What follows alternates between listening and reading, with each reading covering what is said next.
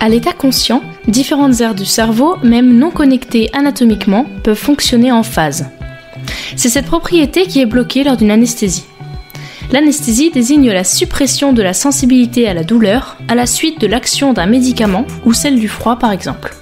Cet état est comparable au sommeil. Nous allons donc étudier l'anesthésie générale et en particulier si elles sont dangereuses pour les patients. Pour cela, nous verrons dans un premier temps le système nerveux actif, donc notre témoin, puis l'anesthésie et enfin le risque anesthésique, qui est donc moindre. Le système nerveux comprend un réseau complexe de nerfs et neurones et le centre nerveux qui comprend le cerveau et la moelle épinière. L'information circule sous forme de messages nerveux et se caractérise par la transmission de potentiels d'action codés par leur fréquence, donc train de potentiel d'action. Le message nerveux se transmet entre deux neurones dans une synapse qui libère des neurotransmetteurs. Ceux-ci peuvent être excitateurs, donc propagation du potentiel d'action, ou bien inhibiteurs, pas de propagation du potentiel d'action. En temps normal, sans aucune substance, lors d'un sommeil, le centre du sommeil, c'est-à-dire l'interaction entre les neurones au niveau de l'hypothalamus et la partie supérieure du tronc cérébral, envoie des messages inhibiteurs qui vont bloquer l'activité du centre de l'éveil. Parmi ces substances, on nomme la sérotonine, produite par les neurones, ou des protéines sécrétées notamment par l'hypothalamus. Ainsi, nos sens captent des informations, mais elles ne sont plus traduites au centre de l'éveil. De plus, l'absence de contraction de muscles, donc atonie musculaire, est liée au blocage de certains motoneurones de la moelle épinière par un inhibiteur. L'anesthésie pour fin médicale est obtenue généralement par l'emploi d'agents chimiques anesthésiques. Elle peut être locale, loco-régionale ou générale.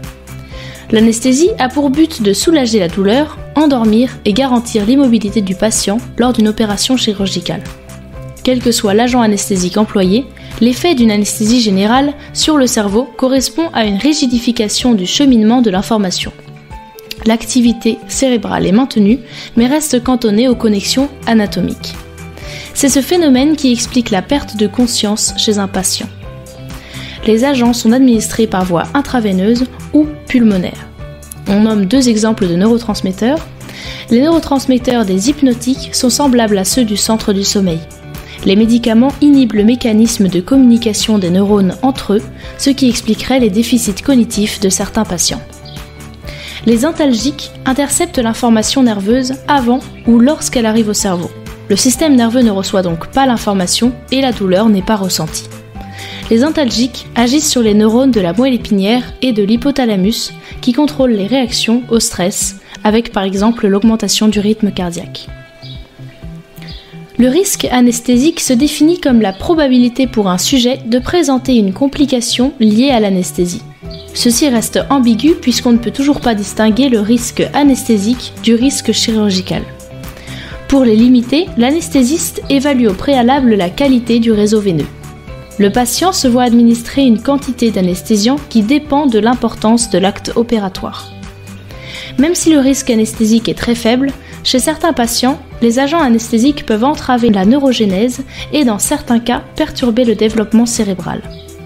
Un tel accident peut être causé par l'anesthésie, une réaction anormale lors de l'administration du produit, aux conditions opératoires avec par exemple les pertes de sang et ou à l'état antérieur du patient. On nomme par exemple des individus à risque, des infections cardiovasculaires, respiratoires, diabète ou obésité par exemple.